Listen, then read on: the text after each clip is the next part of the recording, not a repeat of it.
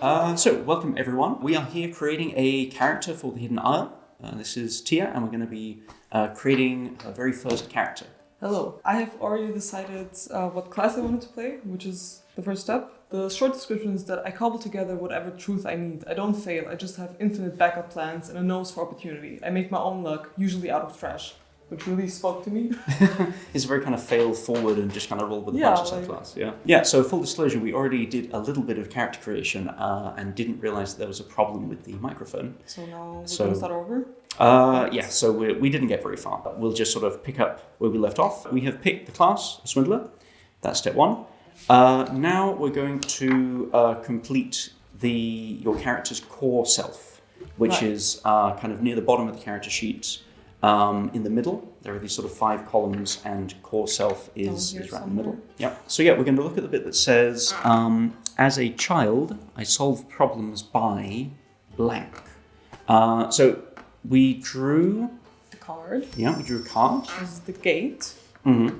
And so the gate is a card of thresholds and potential and future and kind of things changing and you becoming something different. It's like the card of the very, very long game. So it's kind of you seeing where the world will be in 100 years' time or whatever. You were kind of telling me a bit about what how that spoke to you as for your character. Yeah, I was thinking with this, because there's also these cheat sheets, keeping a broad perspective, chasing moments of epiphany. To me, it was like, I solve problems by believing in a better future ahead. I think that's what I'm going to go for. Yeah, that makes sense. You can write something like believing in a better future. Yeah. If you already have like an idea of what to put in one of these spots, one of these blanks, then you can just write that in if you already know for your character.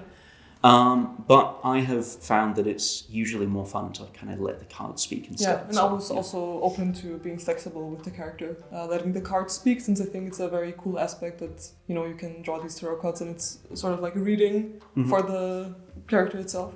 Exactly, yeah. These cheat sheets, which are sort of towards the end of the rule book, they're just for suggestions, really. If you know a lot about tarot cards and you can say like, oh no, I know what the deeper meaning of this card is, and so I'm going to take that, that's fine. You can also say, oh, this card has a cat on it, so the answer is I liked cats or something. That works too. It's really, you can engage with the cards as much or as little as you want, but it's just to kind of get the inspiration flowing, really. But it's still compatible with people who know a lot about tarot. Okay, so now we know that as a child, you always believed in a better future. We're now going to go to the next line of the Coreself. Can you read that out for us? As an adult, I survived/flourished by. Mm-hmm. So you get to decide whether you survived or flourished, whether it was like hard or you kind of had this moment of thriving. So go ahead and pick another card. Also for the record, this is the vision.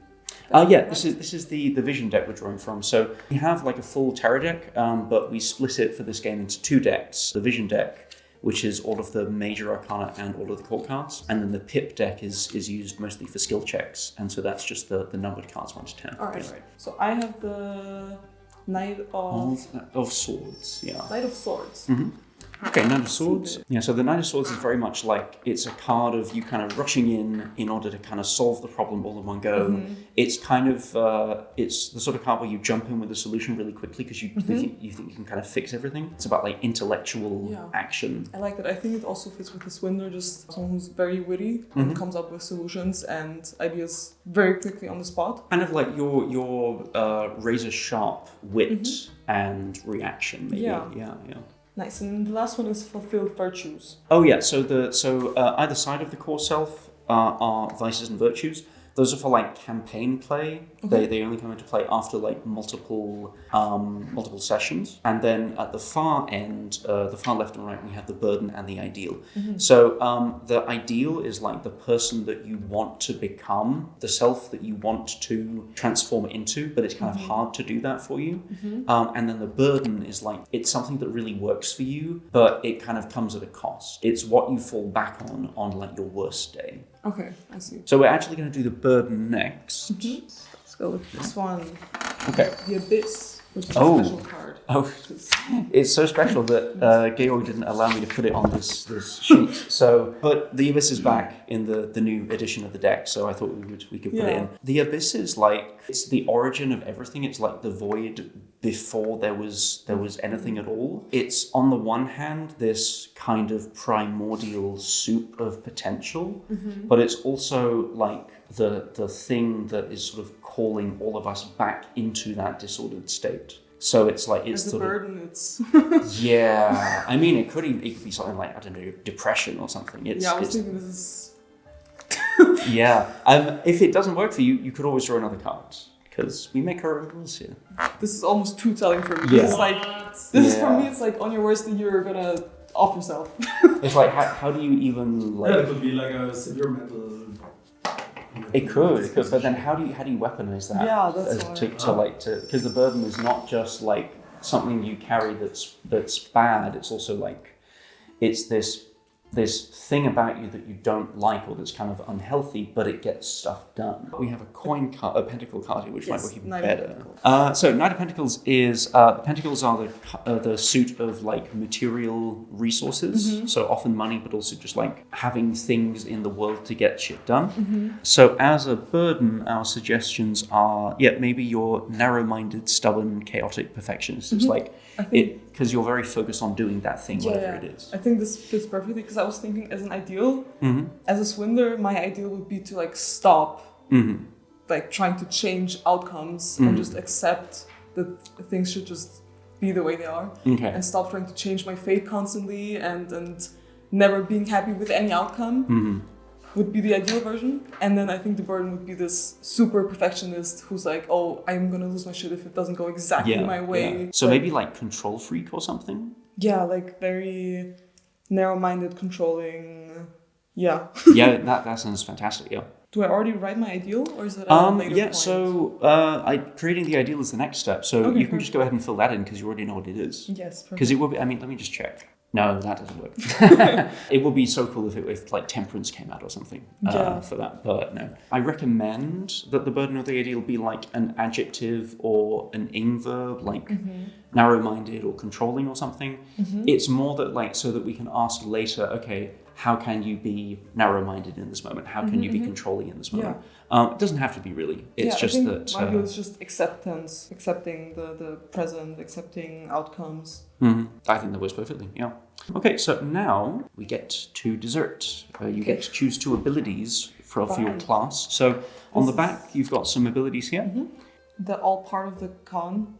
I fell in love with that. It says, when you fail a non-combat challenge, this failure actually puts your target right where you want them, as long as you explain how.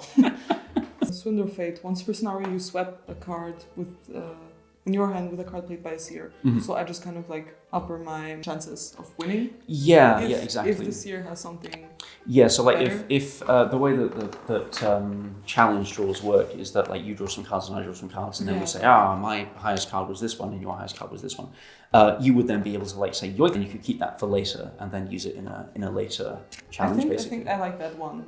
So I can have one very like role play ability and one that's more technical. Yeah, more kind of mechanical. Yeah. To be honest, that's why we came up with this idea of having 2, because often there's a really cool role play one, but it doesn't come up very much. And then there's a mechanical one, but it's like less sort of narratively interesting. Exactly. Then we do skill points. Near the top of the sheet, there are these 12 skills from like skirmish, sway, bargain, and so on. So you've already got some filled in because that's what your class is good at. So you've already got 1 point in convince and 2 in bargain because you're a very bargainy type person. You can now add 4 more skill points in total, and 2 of them should be inspired by the stuff that we already talked about, your ideal, your burden, your history, and then 2 can go wherever you want because you think it will be handy or you want to do some certain stuff. So as kind of an overview, the skills are grouped into the 4 tarot suits. So we have swords, wands, cups, and pentacles. Swords are about like intellect and like sword play and like cutting through the problem. Wands are about like passion and magic. Cups are about kind of your inner state and being sort of fluid and flexible, and pentacles are about material stuff and having like being good at something in the material world, being practical.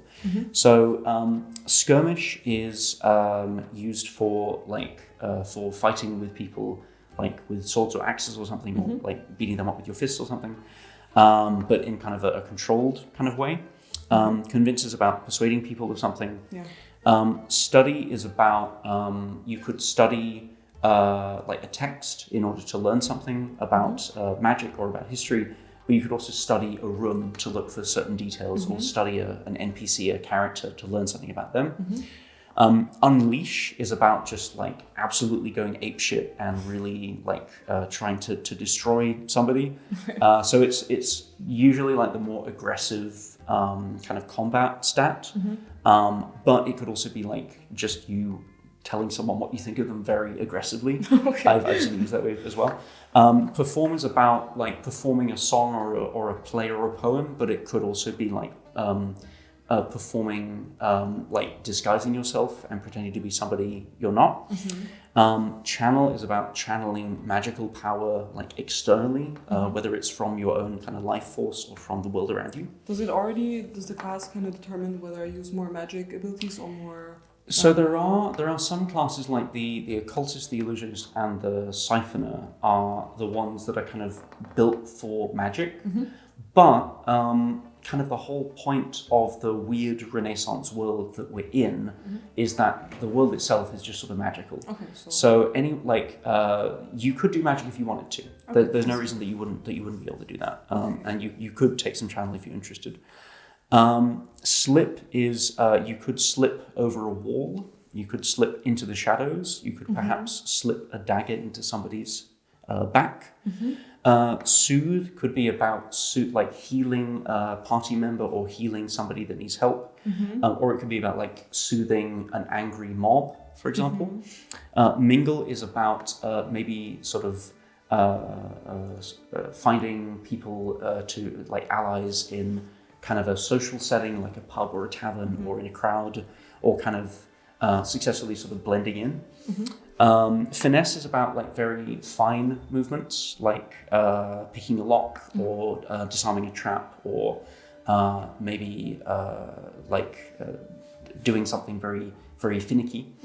Bargain is about like striking a deal with someone. So it's quite similar to convince, but it's more about like you give them something, you promise them something. And then survey is like getting a broad overview of something. So you could survey an entire street and get a kind of an impression of what's important, or what to focus on.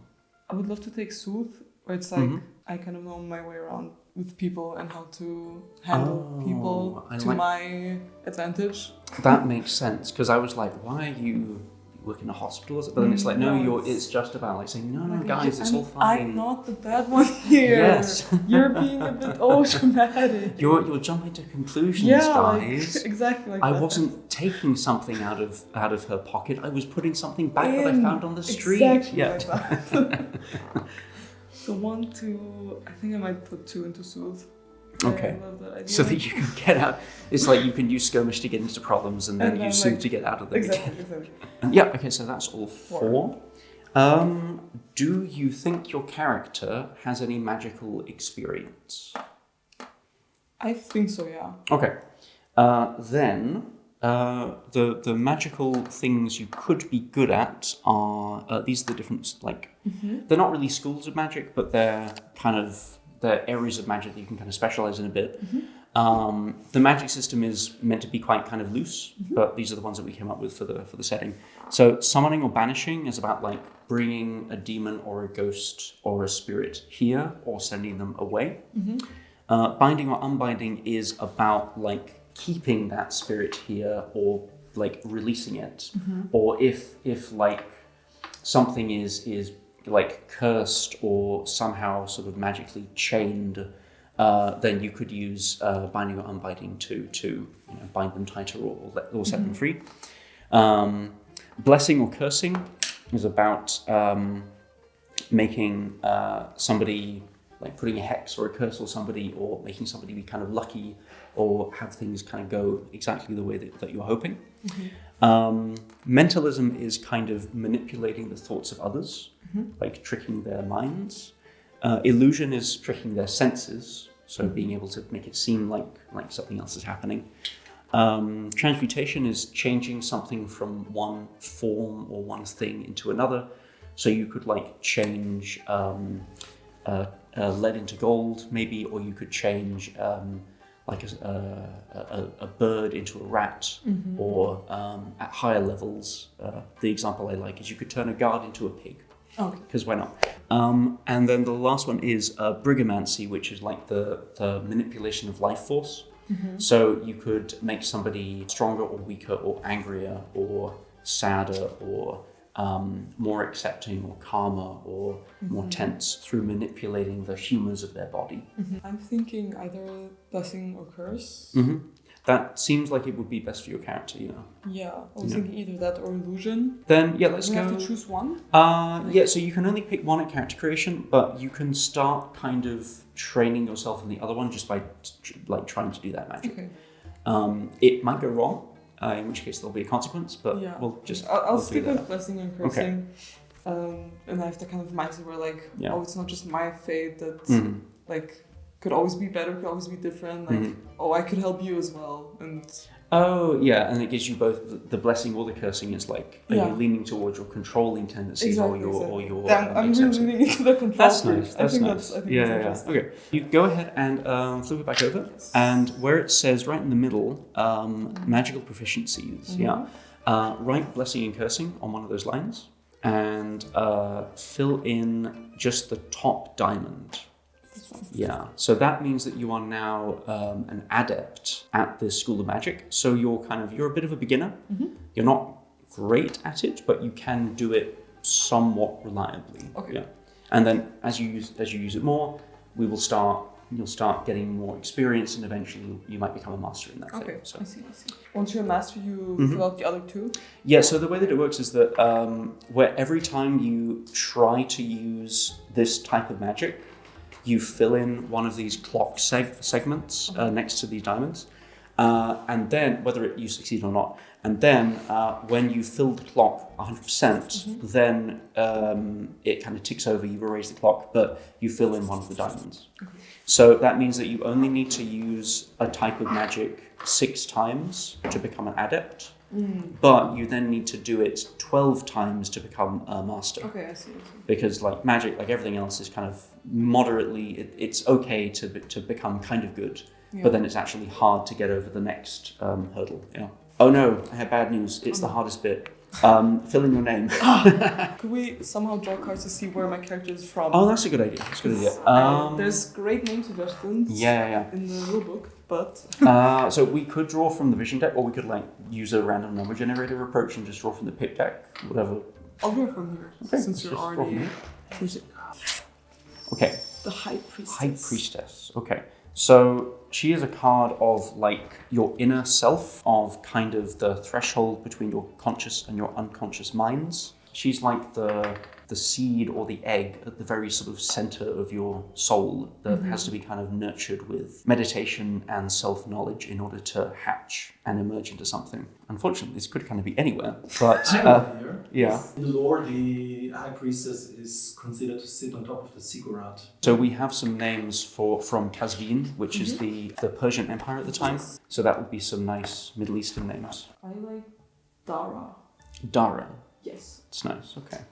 Go with that. Yeah. And then I would write for the culture. I think it's Safavid. Yeah. Or Persian, basically. Yeah, the Safavid Empire. And we also need your age and your look. Like a younger 18-year-old who doesn't really have their thoughts under control. That also makes sense to me with your kind of, it's like you, like with a lot of people who come out of bad situations, you have these kind of survival tactics that you kind of learned as instincts from before. You haven't had chance to kind of know who you are outside of that dangerous situation. Exactly. Yeah. Would it be a problem considering like our group the difference in ages? I don't think so. Lore-wise? No. The way that Diaspora works is that they group people together into a hand that they think would kind of work well together or kind of complement each other somehow. Okay. Or if you're kind of similar, it means that somebody was like, yes, we need a hand that is a specialized sort of hand in this one thing. I'll just say that they're 19 years old. Yeah, I think that works nicely. And then looks-wise, I think it would just be also talking about like being like a merchant. I think someone who carries a lot of things with them, where it's like you can't really let go. You kind of want to have every outcome, like every just in case moment. I'm just. Do you know the stereotype of the watch salesman who's like, do you want to buy some watches? And it's like it's they're like all everything. It's sort of that vibe, like a huge backpack, maybe, and just like all sorts of shit, like something like that. It's like, this is a lucky rabbit's foot I got in England because a witch told me if I didn't carry it around I would have terrible luck, so I can't let go of it now. Yeah. Yes. Just like way too many items on me. Just an absolute pack rat. Yeah. It's like a just in case. Yeah, just in case. Yeah. They look like just in case. I have everything here just in case. Yeah. I think I might even, with that bit of flavor, I might even say that there is a mechanic for like how much stuff you can carry. Yeah. I'm gonna say with your character, if you get to the limit of what you can carry, but you still want one more thing, you can make a kind of check and see if you brought it. Okay. Just because it's fun, right? Question: How flexible is the role playing with that? Like, could I come up with a spot and be like, oh, actually, I have this thing that I got 10 years ago. It's perfect for the situation. Now you get it. Sort of thing.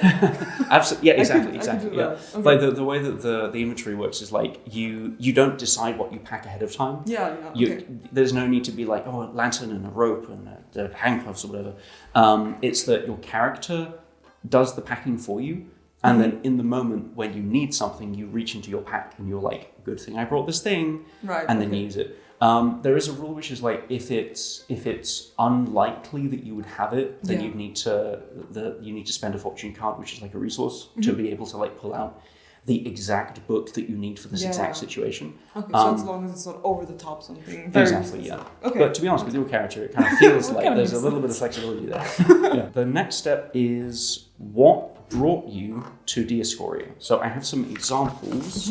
Maybe you were fleeing a famine or a natural disaster or a war. Maybe you were being persecuted by a church or a government. Maybe you're like a magic user and you were curious about Diascoria because it's got all this magic knowledge. Maybe you're a native-born Diascorian and you're entering into the hand system because you want to help. I think the village where I'm from was very narrow-minded, which is like the complete opposite of who they are right now. And I sort of heard that maybe there's this better future in Diascoria where I would not be kicked out of every home for just stealing like a few things. Sort of thing. Like kind of like that. Something else that's maybe relevant, and this is completely up to you, but Diascoria, they love spirituality, they love freedom, and they cannot get enough of gambling. Right. So I'm wondering if you're like, okay, these people accept everyone for who they are, they're open-minded, they're not like my people at home, and if I get really good at playing cards, then I can... Praise me for it. Exactly. Like, because I think in Diascoria, it's like, because they love the games that they play so much, it's like if you win by cheating, it's like, but isn't the cheating part of the game? Really? I see. So I think I was actually, hoping for a place that embraces my chaos and that like it's pretty chaotic. So. So you can just sort of write roughly what brought you here in the notes section at the very bottom.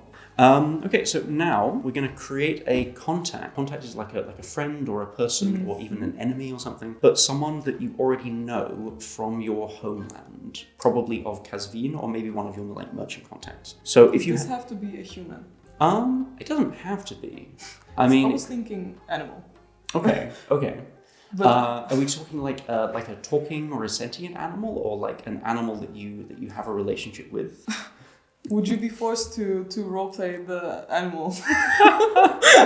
If yes.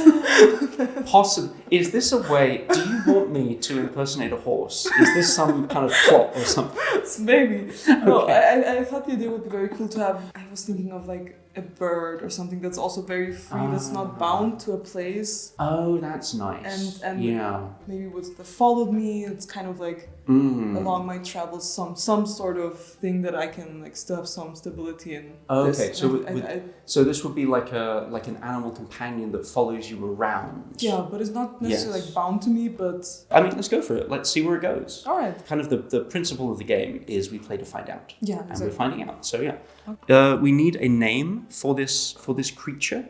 A crow. That's very badass. Let's go. Crows are very intelligent. They are. They are. They are. could probably help you with cons, actually. Exactly. That's Okay, nice. so Well, I mean, let's see if there are any Arab names that seem Arab names, crow-like. crows. Shall we? Okay. I love this. It's always like this in the most Yeah. Pick a card. most random And we'll shots. just- The we'll just most see where it time flies goes. by Yeah. trying to find the Yeah, name. yeah. Crow name. Yeah. Okay, Ace of Cups. Let's say that it's an ace, so it's the first one. The crow's name is Abbas. Abbas. Yeah. And do you want the crow to talk? Yes. Not Okay. fluently, but Okay. I think, or maybe he doesn't even talk. But I have known the crow for so long that I kind of understand what he means Yeah. when he does a little like. Exactly. Okay. So funny. It just says name Abbas, and then the description says crow. Crow. That's it. Yeah. That's it. all you need to know. Yep. We didn't even need to draw a card for this person, so you don't even need to write it down. All right. It's useful if you do draw a card to write down the source to kind of, because it anchors the person sometimes, but there's no need this time. And land is wherever, really. Yeah. Anywhere. Yeah. Affection and distance. Yeah, so affection is this clock on the left that's got 6 segments. Affection is like how close you are to this person. So 1 affection is like you're an acquaintance and you get along okay, and 6 affection is like a family member that you really care about. I don't know. I mean, I think that you and Abbas have a bond. I don't think it's quite as deep as it could be. So maybe 3. Yeah, I was thinking 3 or Yeah. 4. Let's do a 3, like we're gonna Yeah, I half think away. so. I think so. And then distance, that's a different mechanic. It's like if you don't spend time with your contacts, then they start to drift away.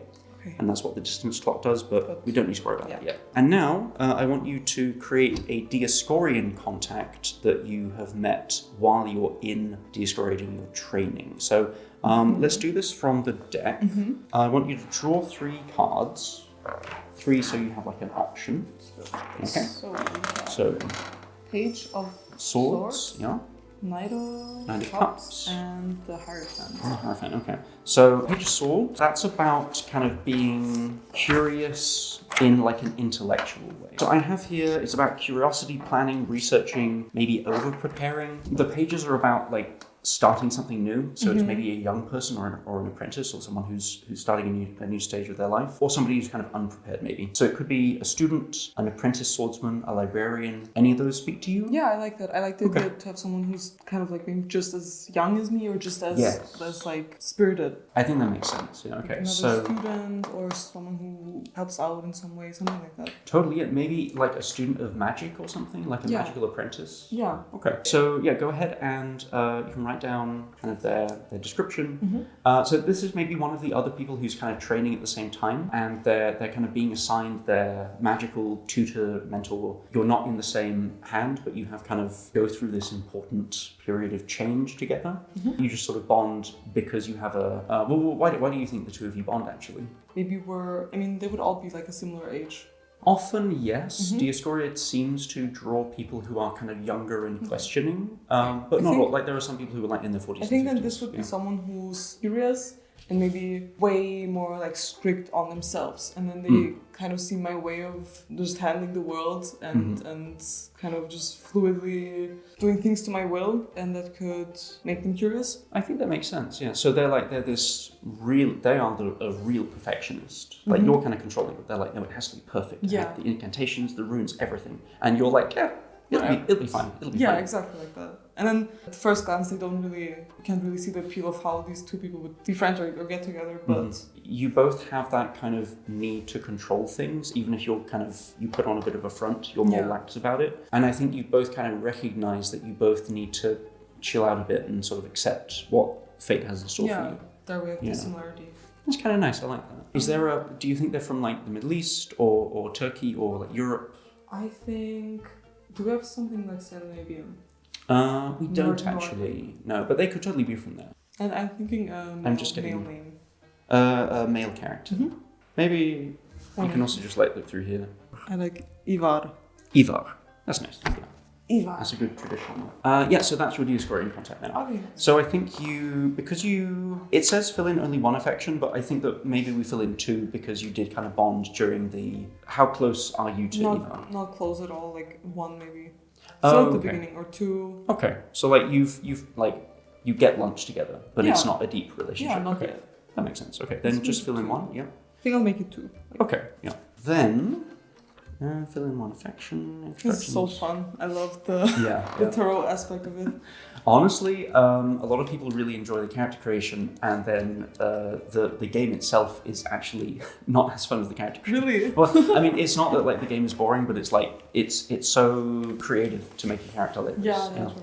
Also, for the record, I am someone who does not have any tarot experience, and I don't do tarot in my free time, and it's still very, like, it's very intuitive, and I think it's a very cool way to like channel some creative ways how to create this person. Inspiration. Yeah. Yeah, just very inspirational. I think it's a nice way in for people who are like, I don't know what the cards mean, but I want to have fun. Yeah, exactly. So we're basically done.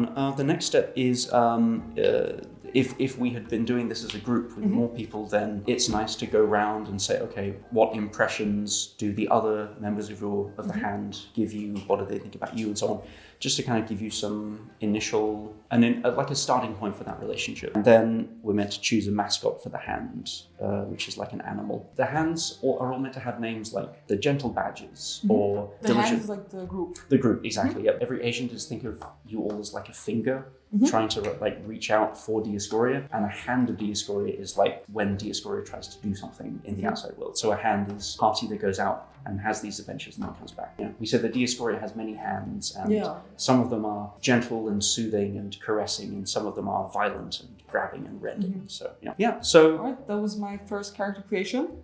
A very fun process, and I now have this winner, Dara, who's carrying a lot of stuff, and is probably, hopefully, gonna learn to accept the present a bit more.